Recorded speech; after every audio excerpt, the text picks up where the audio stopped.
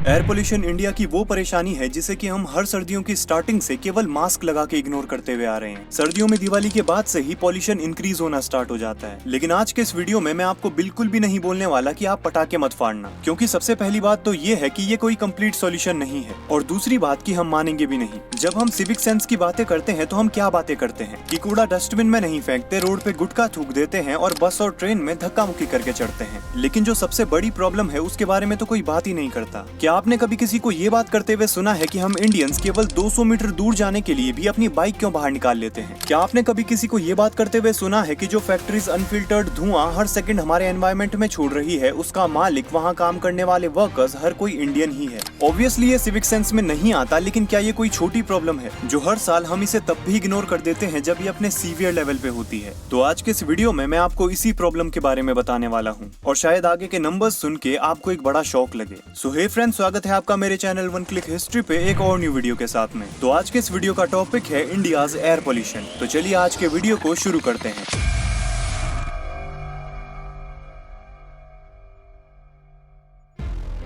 हमारा इंडिया अभी वो देश है जो कि अपने डेवलपमेंट पीरियड में है। हर कोई हमारे देश के बारे में बात कर रहा है, लेकिन हम अपने देश के साथ क्या कर रहे हैं? हर साल जब सर्दियां स्टार्ट होती हैं तो हमारा देश एयर पोल्यूशन की एक सीवियर प्रॉब्लम में चला जाता है। इसके बावजूद हम और हमारी गवर्नमेंट कोई स्टेप नहीं लेते। हम केवल सर्दियों के जाने का इंतजार करते हैं, और ऐसा नहीं है कि ये पोल्यूशन केवल सर्दियों के टाइम पे होता है। सर्दियों के टाइम पे ये अपने पीक लेवल पे होता है, पर स्टिल बाकी टाइम भी हमारी कंट्री एयर पोल्यूशन की एक खराब रैंक को मेंटेन करते हुए चलती है। हम हर साल सर्दियों में यही इंतजार करते हैं कि जब ये पोल्यूशन कम होगा तो खुल के घर से बाहर निकलेंगे, जैसे कि ये कोई सॉल्यूशन होगा, और अगले साल यही प्रॉब्लम और ज्यादा सीवियर होके आ जाती है। ब्रायन जॉनसन निखिल कामत के पॉडकास्ट से उठ के चले जाते हैं क्योंकि वहाँ की एयर क्वालिटी बहुत ही खराब थी। अब यहाँ पे हमें 2 पॉइंट समझने होंगे। पहला तो कि हमारी एयर क्वालिटी सच में बहुत खराब है, और दूसरा कि क्या ये कोई पब्लिसिटी स्टंट था। पर अब आप एक बात समझिए कि अगर ये कोई पब्लिसिटी स्टंट था तो ब्रायन की टीम ने इंडिया को ही क्यों चुना? क्योंकि शायद हमारी कंट्री की सिचुएशन ही यही है, और इन दोनों ही पॉइंट्स में हमारी कंट्री का एक फेलियर नजर आता है। और साथ ही साथ अनफॉर्चुनेटली ये दूसरा पॉइंट गलत है। इंडिया के एयर पोल्यूशन का सबसे बड़ा रीजन है इंडस्ट्रियल सेक्टर, जहाँ से हमारी गवर्नमेंट को एक अच्छा रेवेन्यू जनरेट होता है। और शायद यही रीजन है कि हमारी गवर्नमेंट इन पोल्यूशन करने वाली इंडस्ट्रीज को अपना राजा बेटा बना के रखती है। और ऊपर से इंडिया में रूल्स का इम्प्लीमेंटेशन कभी सीरियसली हुआ ही नहीं। ये इंडस्ट्रीज हर सेकंड हमारे एनवायरमेंट में अनफिल्टर्ड धुआं छोड़ती हैं, जिनमें सल्फर डाइऑक्साइड और नाइट्रोजन ऑक्साइड जैसे गैसेज होती हैं। और साथ ही साथ PM 2.5 और PM 10 मैटर्स भी होते हैं, जो कि ह्यूमन बॉडी के लिए तो हार्मफुल होते ही हैं, लेकिन साथ ही साथ ये एनवायरमेंटल विजिबिलिटी को भी कम करते हैं, जिससे हम जैसे आम आदमियों की एवरीडे लाइफ और भी ज्यादा ट्रॉमेटाइज हो जाती है। गवर्नमेंट के पास air prevention and control of pollution act 1981 जैसे कानून है, लेकिन इम्प्लीमेंटेशन ग्राउंड लेवल पे बिल्कुल ही फेल है। गवर्नमेंट वर्क इतना चीप है कि अगर किसी इंडस्ट्री में गलती से इंस्पेक्शन हो भी जाता है तो इंस्पेक्टर सही से ये भी चेक नहीं करते कि पॉल्यूशन कंट्रोल इक्विपमेंट्स कंसिस्टेंटली चल भी रहे हैं या फिर नहीं। इसमें व्हीकल्स भी एक बहुत बड़ा रोल निभाते हैं। इंडिया में 30 करोड़ से भी ज्यादा व्हीकल्स हैं, और ये तो सिर्फ 2022 तक का डेटा है, और हर साल ये नंबर बढ़ रहा है। जिस हिसाब से हम इंडियंस में गाड़ियों का शौक बढ़ा है, उस हिसाब से 2022 के बाद ये नंबर और भी तेजी से बढ़ा होगा। अब व्हीकल से होने वाला पॉल्यूशन तो एक अलग बात है,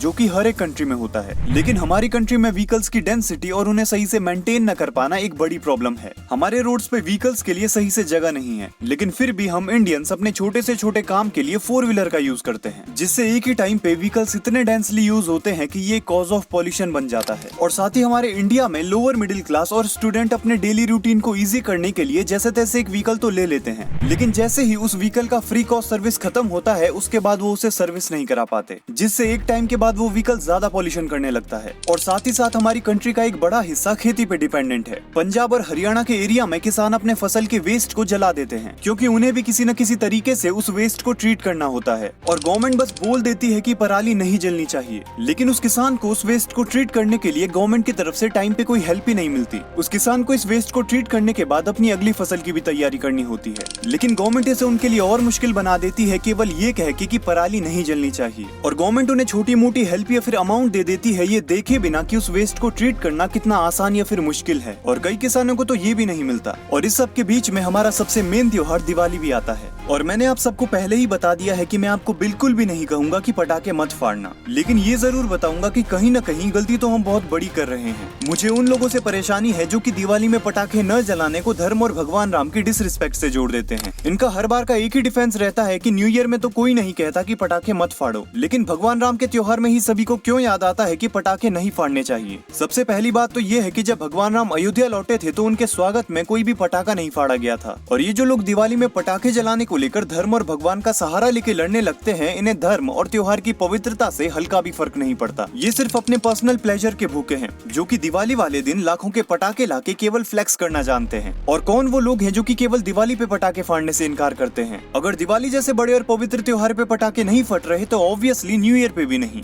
पर नहीं, पटाखे न फाड़ना कोई सॉल्यूशन नहीं है। हमें मैच्योरली सोचना होगा। हमें उन कंट्रीज से सीखना होगा जिन्होंने इस परेशानी को ऑलरेडी सॉल्व कर लिया है। जापान जैसी कंट्री जहां कई त्योहारों पे फायरवर्क्स होना बहुत ही नॉर्मल बात है, लेकिन उन्होंने इस प्रॉब्लम का सॉल्यूशन ढूंढ लिया है। वहां हर एक शहर या फिर एरिया में पूरे एरिया की जनता के लिए फायरवर्क शो ऑर्गेनाइज कराए जाते हैं, जहाँ एक बहुत बड़ी पॉपुलेशन एक साथ कम पॉल्यूशन में भी फायरवर्क एंजॉय कर लेती है, जो की एक आम आदमी के लाए हुए पटाखों से ज्यादा सुंदर और ज्यादा सेफ होते हैं। पर हमारी गवर्नमेंट को सिर्फ आर या पार की लड़ाई आती है, या तो पटाखों को बैन कर देंगे या फिर पूरी तरीके से बैन हटा देंगे। खैर, गवर्नमेंट कुछ नहीं करने वाली, हमें खुद समझदार बनना पड़ेगा, क्योंकि गवर्नमेंट का एक अच्छा खासा हिस्सा चाहता ही है कि जनता खराब सिचुएशन में रहना सीख ले, ताकि सिचुएशन जब और खराब हो तो जनता ज्यादा सवाल न करे, जैसे दिल्ली वाले अब ज्यादा सवाल नहीं करते। और लास्ट में एक ही बात कहूंगा कि हम इंडिया में रहते हैं और कई सालों से अपना ये फेस्टिवल मना रहे हैं, जिसमें पटाखे अब एक रिवाज जैसे बन चुके हैं, और गवर्नमेंट भी हमारे लिए कोई स्टेप नहीं लेने वाली। तो ऑब्वियसली पटाखे न फाड़ने जैसा तो कोई सवाल ही नहीं है, लेकिन इन्हें सेफ्टी और लिमिट के साथ फाड़ना हमारी जिम्मेदारी है। Pollution is a huge problem nowadays, especially today.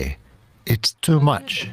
तो ये थी आज की इन्फॉर्मेशन। उम्मीद करूंगा आपको इन्फॉर्मेशन पसंद आई होगी, और अगर पसंद आई हो तो वीडियो को लाइक करना मत भूलना और चैनल को सब्सक्राइब करके ऑल के बटन को दबा देना, ताकि इसी तरह की और इन्फॉर्मेशन आपको टाइम टाइम पर मिलते रहे। तो मिलते हैं ऐसी एक नेक्स्ट वीडियो में, तब तक बाय बाय, जय हिंद।